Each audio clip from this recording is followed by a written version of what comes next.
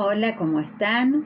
Bueno, estoy muy feliz de haber transitado esta semana de concientización sobre la educación inclusiva y la verdad es que he tenido una grata satisfacción de haber compartido con tantos colegas que compartimos esa misma pasión, ese mismo propósito, esa misma vocación de educar para la inclusión. Y no podemos dejar de nombrar a todos estos expositores que han pasado dejándonos una huella tan valiosa en estos días. Tuvimos 5 días donde estuvimos reflexionando y aprendiendo juntos un poco más. Los docentes nunca dejamos de aprender, estamos en un continuo aprendizaje. Entonces, por más que pensemos que ya llegamos a una etapa, a un nivel académico necesario para afrontar diversas dificultades, nunca debemos dejar de pensar que este aprendizaje se da de manera continua a lo largo de toda la vida y de toda la carrera docente. Ya que estuvimos viendo con los expositores, comenzando con Marcos Ariel Polo, que nos habla de gestión escolar en su primer día de exposición en la semana que tuvimos de concientización. Él es presidente de esta Asociación Civil Trayectorias Educativas, que es una consultora, y él nos habla sobre el hacer escuela, que incluso es el nombre de su libro que salió en estreno en estos días. Habla sobre esta gestión y supervisión pedagógica, ¿no?, en las escuelas para tener una real inclusión educativa. Él menciona en este libro que hay 4 pilares, digamos, ¿no?, para tener en cuenta. Entonces él habla de considerar la alteridad y la otredad, de potenciar las diferencias, habla sobre la democracia y el poder, y también, de ese poder, digamos, como rol importante que se tiene, ¿no?, de responsabilidad. Y también habla sobre que hay que tener en cuenta la articulación entre los distintos niveles, ya que en la educación argentina, si bien la educación obligatoria comienza a los 4 años y finaliza a los 18, a los 3 años se da ya, de hecho, la inserción de los niños al sistema educativo. Entonces tenemos que tener en cuenta esta inclusión, como nos dice Marcos Ariel Polo, que tiene experiencia en supervisión como inspector de escuelas de enseñanza, que no solo se atiende a lo que es el alumno con discapacidad, sino la inclusión de todos aquellos alumnos que tienen algún riesgo de por desaprobar los años que le corresponden en el tiempo que les corresponde su año escolar, que no quede desfasado de año y eso le traiga otras problemáticas, ¿no? Entonces, la planificación estratégica, Marcos Polo la marca como algo muy importante, o sea, planificación a corto, a mediano y a largo plazo, ¿no? Donde todas las personas que entran a la escuela puedan aprender, porque si pasa que no hay aprendizaje, quiere decir que hay que revisar las prácticas docentes, ¿no es cierto? Es muy importante destacar en la gestión escolar que la pedagogía tiene que estar en toda situación educativa en las escuelas. Siempre la situación que surge en una escuela tiene que ser tomada como una situación pedagógica para abordar. Esto nos marca también Marcos Polo. Y lo que quería subrayar como lema, digamos, de su trabajo, que así él trabaja en trayectorias educativas, es la importancia de la solidaridad y el cuidado. Eso es lo que quiero rescatar, pero para poder puntualizar en todos los aspectos que nombró Marcos Ariel Polo en su exposición, tienen que entrar a el video en YouTube donde está la gestión escolar, conducción de escuelas inclusivas. Ahí van a poder escuchar y ver bien las palabras de Marcos Ariel Polo, que también hace referencia a autores que son el marco donde se fundamentan estas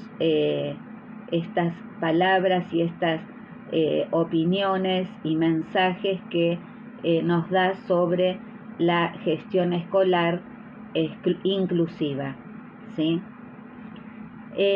También tuvimos a Carla Segeyer, psicóloga, licenciada en psicología, con experiencia en el trabajo de inclusión educativa como acompañante externa y el trabajo directo en las escuelas.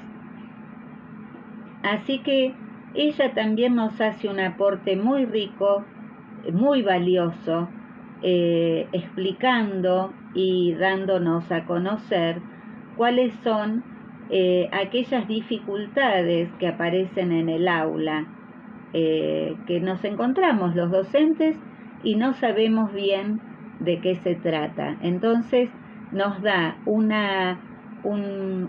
saber para que tengamos en cuenta, nos transmite a través de su saber académico y de su experiencia algunas herramientas para trabajar según situaciones emocionales de los alumnos, porque bueno, ella nos habla de que hay 3 variantes de dificultades que pueden aparecer en el aula, que son el aprendizaje por problemas académicos, dificultades académicas, o por problemas conductuales, o por problemas emocionales y sociales. Así que a través de estas 3 vertientes, también en este video ella nos habla de herramientas y de modos de trabajo según lo que manifiestan estos alumnos en el aula, como ser la hiperactividad o la negación a hacer distintas actividades que se proponen. Y bueno, que todo esto tiene que ver con algo, ¿no es cierto? Entonces, el docente debe adaptar en muchas oportunidades los lineamientos curriculares, no cambiarlos, pero sí adaptarlos para que el alumno pueda aprender. Ella habla de la importancia de poner límites claros a los alumnos, pero de manera empática, no confrontando, mostrar siempre esa mirada atenta a los ojos, y bueno, es que si no puede escribir en un papel, si no puede copiar del pizarrón, que el docente le acceda en un papel el material para que lo pueda copiar. Seguramente no es algo antojadizo del alumno, sino que es una necesidad de él para poder aprender. Y como ese ejemplo nos da otros que es muy interesante para aplicar de manera concreta dentro del aula. Un aspecto que Carla Segeyer resalta, y yo quiero también dejar marcado en esta semana es la importancia del trabajo conjunto, la escuela con los terapeutas, con las familias. Esto todos juntos va a ayudar a que el alumno pueda lograr los aprendizajes. La verdad es que escuchar todos estos aportes ha sido muy rico. También escuchamos la experiencia de una maestra docente uruguaya, Verónica Barreto, que tiene 2 libros donde expresa a través de su experiencia, su vocación docente, el modo de llevar adelante la educación inclusiva, sin fracaso escolar, ¿no? ¿Cuáles son esos modos, esas características que hacen que se logre una verdadera inclusión, ¿no?, en el aprendizaje? Ella nos comenta que lo importante es enseñar con amor y aprender con amor. Y también habla de que el maestro también tiene que aprender. Ella habla de que el maestro tiene que aprender las formas en que ese alumno necesita aprender. Qué importante eso, ¿no? Y ahí se ve el amor, porque uno se pone en el lugar del otro para poder darle lo que necesita. Ella nos cuenta cómo, como maestra rural, ha tenido que trabajar con grupos integrados, con grados integrados, ¿no es cierto? Niños que cursan distintos niveles. Entonces, la planificación no puede ser única para un grupo, sino que tiene que ser diversificada según la necesidad particular de cada alumno. Entonces, eso da como resultado una educación realmente inclusiva. Aparte, ella señala la importancia que tiene la colaboración de todos, ¿no?, en el aula, que algunos alumnos ayudan a otros, que colaboran también con la docente en este trabajo, ¿no?, cotidiano. Adaptar esa planificación general a los intereses y a las capacidades de cada uno de los alumnos, ¿sí? Siempre ella remarca desde el amor y desde la empatía. Ya vemos cómo estas palabras se van repitiendo a lo largo de las distintas exposiciones, ¿no? Acá a Verónica Barreto nos agrega el amor, ¿no?, como valor supremo para la educación. Así que la verdad que es emocionante escuchar cómo una docente, a través de su experiencia y sus conocimientos, puede transmitirnos estos valores que hacen a una educación en el amor, una educación inclusiva, porque una educación inclusiva no hay forma de que pueda darse si no es en el amor, ¿sí? Bueno, vamos a seguir y nos encontramos, porque esta es una semana de concientización sobre la educación inclusiva con una mirada desde distintos lados, ¿no?, distintas edades y distintas experiencias. Así que también la habíamos convocado a María Victoria Contreras, que es estudiante del 4º año de trabajo social. Así que con su edad joven y con sus convicciones firmes y ganas de seguir aprendiendo, nos ha transmitido lo que para ella era importante destacar en esta semana de concientización. Y nos ha hablado sobre los derechos del niño, o más bien, como se dice a partir del año 2005, el derecho de las infancias, para involucrar a todos, ¿no es cierto? A todos y a todas. Así que ella nos hace mención de una ley, la 20.061, que es la Ley de Derechos de Protección Integral de Niños, Niñas y Adolescentes. Va marcando en su exposición artículos que ella destaca para tener en cuenta sobre la protección de las infancias. Ella nos habla de que esto tiene que ver el Día del Niño, que se acerca muy próximamente acá en la Argentina, y en distintos países que van teniendo su fecha también, su día, es porque se celebra un día de celebrar las infancias, porque este derecho que ellos tienen al disfrute, al juego, a educarse, a divertirse, al tiempo libre, al ser cuidados, al ser tenidos en cuenta como niños. Entonces, su aporte viene por ese lado. Recordar los derechos de los niños, las niñas y los adolescentes para el buen desarrollo de sus infancias, integral, plena, para tener luego una vida adulta buena, ¿no es cierto? Detalla algunos artículos donde dice que esta ley garantiza que se cumplan los derechos de los niños, las niñas y los adolescentes. Nos dice que su aplicación es obligatoria, que no se negocian estos derechos del niño, niña y adolescente cuando se encuentran en conflicto con otros derechos que son también de intereses legítimos. Siempre van a prevalecer los derechos del niño, ¿no? Como de interés supremo que tiene el niño.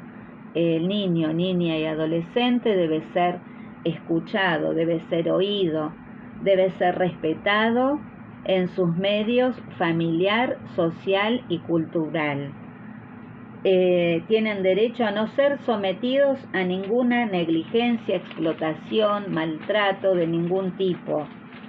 Y por sobre todas las cosas y lo que abarca todo, lo que María Victoria nos relata en su exposición, es el derecho que tiene el niño, niña y adolescente a la integridad física, moral, sexual y psíquica. Yo creo que eso es lo que resume todo ese bienestar, ¿no es cierto?, que necesitamos que tengan los niños. Y que el Estado, aparte, que esto es algo que también vi en todas las exposiciones sale, ¿no? Esto de las políticas educativas, esto de garantizar desde el Estado. María Victoria habla sobre que el Estado debe garantizar el derecho a la educación y no debería haber diferencias geográficas, ni por sectores, ni de ningún tipo, que el Estado debería garantizar el acceso a la educación de todos y todas las niñas de este suelo, ¿sí?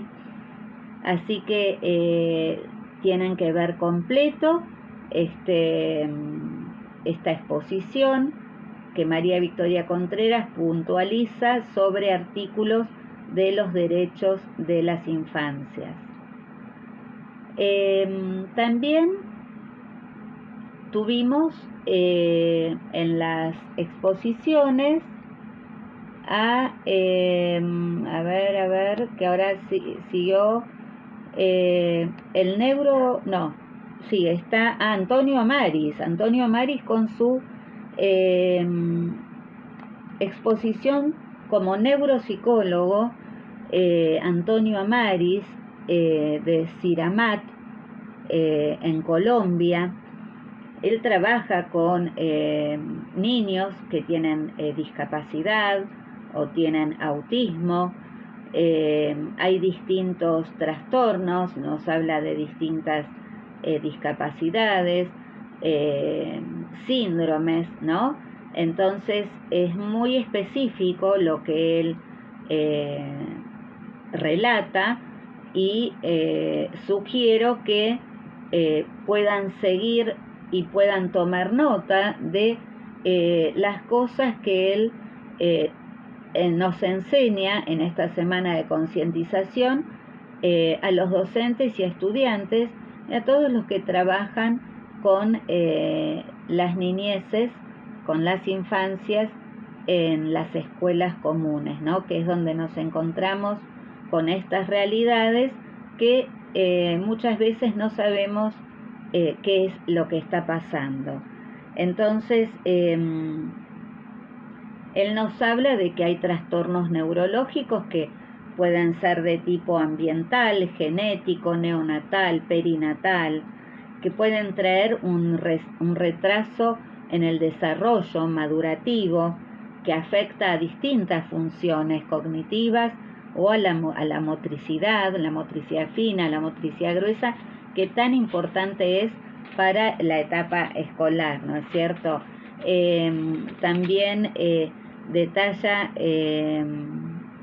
algunas, el síndrome del espectro autista, que hay distintos niveles, que está el nivel 1, el nivel 2 y el nivel 3, que el nivel 1 pueden ser independientes, generalmente no necesitan apoyo en las escuelas, pero sí el nivel 2 y bueno, eso es muy interesante escuchar cómo él explica también que para poder llegar a un diagnóstico, ¿no? Desde estos profesionales que se ocupan y saben, ¿no? hacerlo, es muy importante también determinar, hay un coeficiente intelectual para otros, ¿no?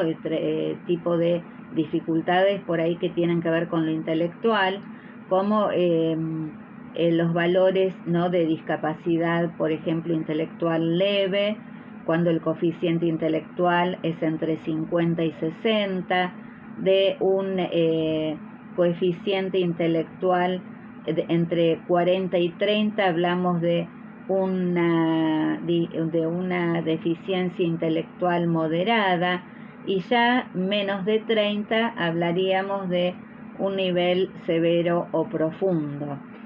Eso en cuanto a la deficiencia intelectual en sus distintos grados. Antonio Amaris dice que debe haber en las instituciones grupos interdisciplinarios. Esto también es algo que marcan todos los profesionales en sus exposiciones. Esto de trabajar juntos, ¿no? Con distintos profesionales, con distintas disciplinas, para saber mejor, dice Antonio, qué se le ofrece al alumno en el aula para que pueda aprender. En esta aula, en la diversidad, ¿no?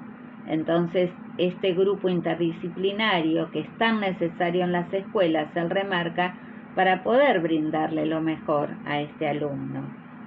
También él considera muy importante la capacitación a los docentes, ya que hay distintos tipos de discapacidades que pueden afectar a los niños, la discapacidad también visual o auditiva. Entonces es muy importante esta formación continua en los docentes de las escuelas.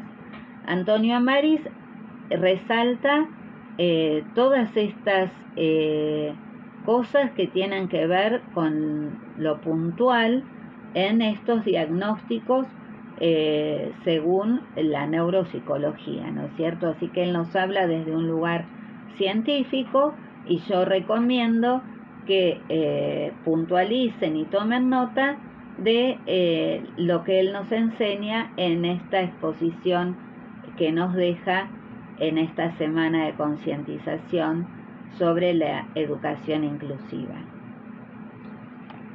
También tuvimos a Margarita de las Nieves Roa Fernández, desde España, con su experiencia, larga trayectoria docente y como investigadora de la educación inclusiva. Se nota su pasión por por este propósito, ¿no? Que a veces uno busca qué es lo que a uno, ¿no? lo mueve en su carrera, en su vida, ¿no? Y es muy marcado esto que nos muestra Margarita de las Nieves Roa Fernández en su discurso, en su exposición, a través de este video, que nos habla de los alumnos excluidos. Nombra muchas veces esto de los alumnos excluidos, los alumnos rechazados, los alumnos marginados, y también hace mucha referencia a las políticas educativas, ¿no? Estas políticas educativas que ella dice que hacen perpetuar al alumno en la exclusión, ¿no? Porque desatienden a los alumnos que son invisibilizados, dice ella, ¿no? Estos rechazados, invisibilizados, que quedan al margen, que por ser diferentes se desconoce y no se los tiene en cuenta. Entonces ella promueve una educación más justa y más inclusiva. Justamente Margarita se ocupó de investigar y estudió un doctorado sobre equidad e innovación educativa. Así que, ¿quién más que ella puede darnos fe de esta realidad?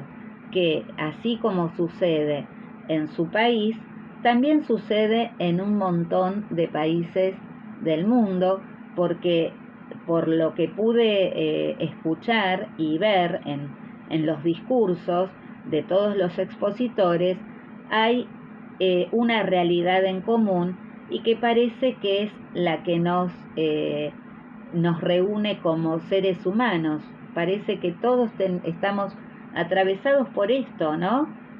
No sé, miedo, desconocimiento, esto que no queremos encontrarnos con lo que no conocemos, con lo muy diferente a mí. No sé qué tan diferente, ¿no? Puede ser otro ser humano, ¿no?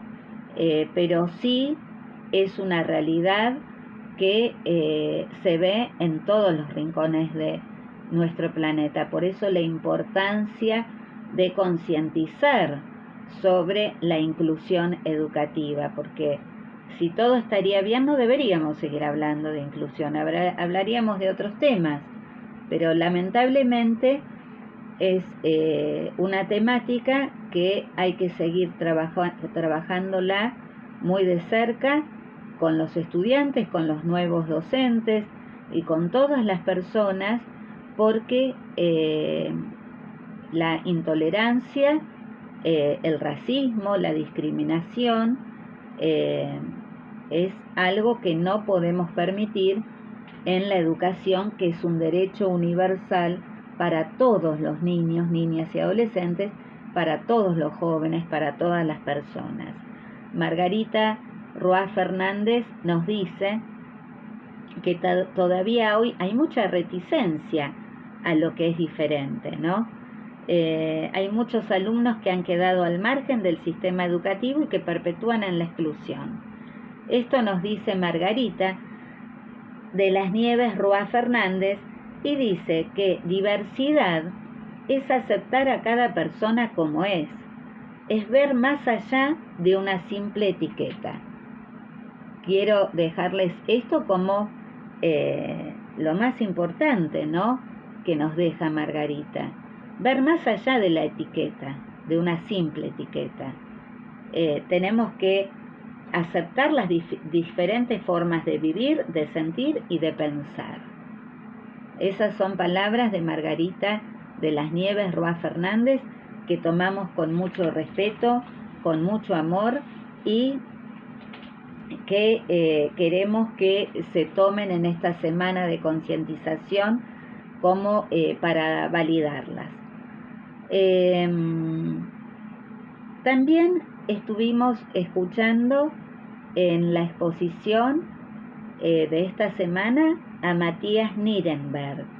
Matías Nirenberg, que es comunicador social, es profesor en comunicación social y es hace muchos años director de Radiarte Producciones, que trabaja todo lo que es la radiofonía y todo lo que tiene que ver con la radiofonía, que son las palabras, la música, el silencio, la comunicación, ¿no? Pero trabaja con jóvenes y adultos para que puedan ir transitando ese aprendizaje de apropiarse de esas características radiofónicas para hacerse un programa de radio, para hacer un programa de radio.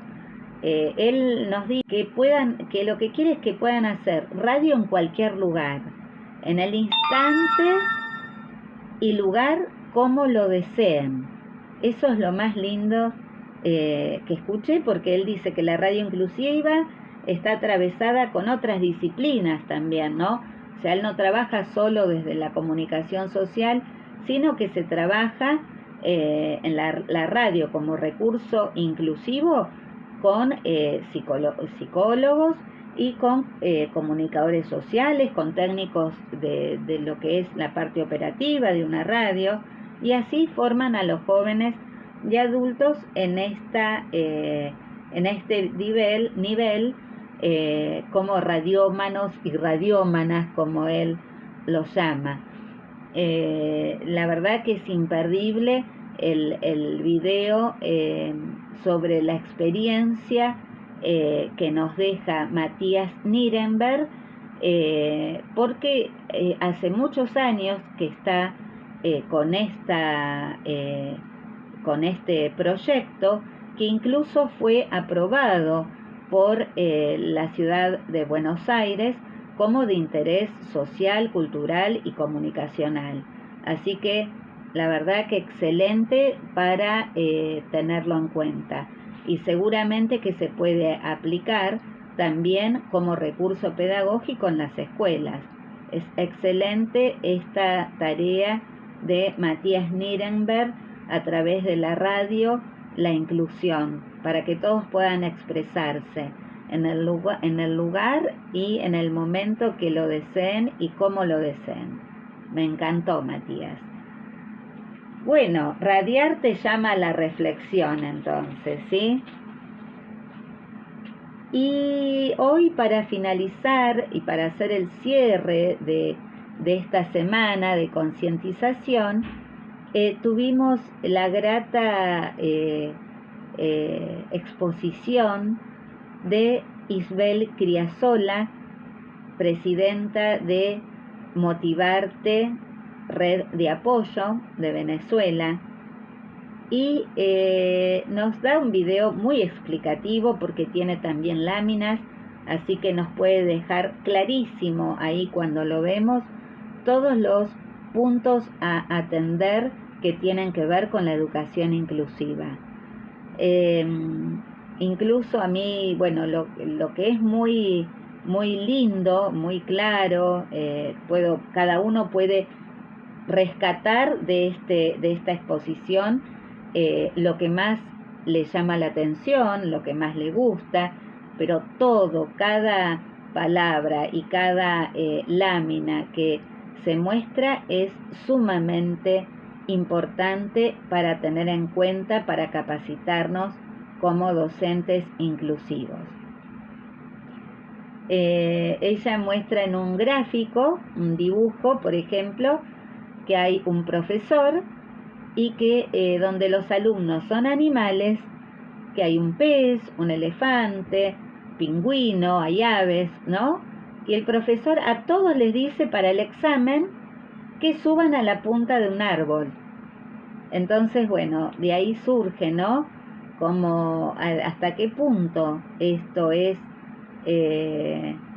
equitativo, es justo, ¿no? El pez, ¿cómo hace para subir al árbol? ¿Cómo hace el pingüino ¿Cómo hace el elefante? Entonces, quizás el pájaro sí lo va a poder hacer. Entonces, así pasa también con nuestras aulas diversas, que tenemos que tener en cuenta a la hora de evaluar de qué manera vamos a evaluar a nuestros alumnos, ¿no? Tenemos que tener en cuenta y considerar el ritmo de aprendizaje, nos marca Isbel, el estilo de aprendizaje y la historia de vida de cada alumno, ¿sí? Si tenemos en cuenta eso, seguramente vamos de esa manera a poder trabajar según las necesidades y particularidades de cada alumno. Entonces, si tenemos en cuenta el ritmo de aprendizaje, el estilo de aprendizaje y la historia de vida de ese alumno. Hay que valorar cada paso que damos en nuestra profesión como docentes y debemos descubrir las potencialidades y la gran obra de arte que son cada uno de nuestros estudiantes. Eso me lo registré porque también me pareció hermoso hablar de que cada alumno es una obra de arte, ¿no? Que tenemos que descubrir ahí sus potencialidades, ¿no? A veces uno dice que un niño es como un material de oro bruto, ¿no? Que hay que pulirlo, que hay que ir sacándole brillo. Bueno, esta es la idea que nos da Isbel Criasola cuando nos dice, tenemos que descubrir las potencialidades de nuestros alumnos como una gran obra de arte, porque ellos son una obra de arte, nuestros estudiantes. Y el otro que ella marca, que también me parece muy interesante, es trabajar sobre la resiliencia, ¿no? Teniendo en cuenta que nuestros alumnos son personas con emociones. Así que yo quiero hacer un cierre, quería hacerlo resumido, la verdad es que se me hace difícil porque quisiera remarcar un montón de aspectos que han hablado los distintos expositores, pero quiero darles las gracias inmensas a cada uno de los expositores de esta semana de concientización, por la humildad que han tenido, por la disposición de su tiempo, que ha sido mucho, por el trabajo que han hecho para poder visibilizar la importancia de la inclusión educativa en este mundo, ¿sí? Le doy las gracias y también quiero agradecer a todos los asistentes a este encuentro que se han anotado a través del mail de docentesinclusivos2@gmail.com, que me han mandado sus datos, su foto y sus resúmenes. Ya están empezando a llegar porque esa es el requisito para poder obtener el certificado de asistencia a esta semana de concientización. Así que bueno, espero que lo hagan muy completo porque acá lo que importa es aprender juntos, capacitarnos, tener las herramientas para hacerlo y poder transmitir a otros todo lo que hace a una sociedad en paz, porque incluir en la escuela es la base de incluir en la sociedad, que cada persona en la sociedad tenga su lugar. Buenas tardes y gracias a todos por participar.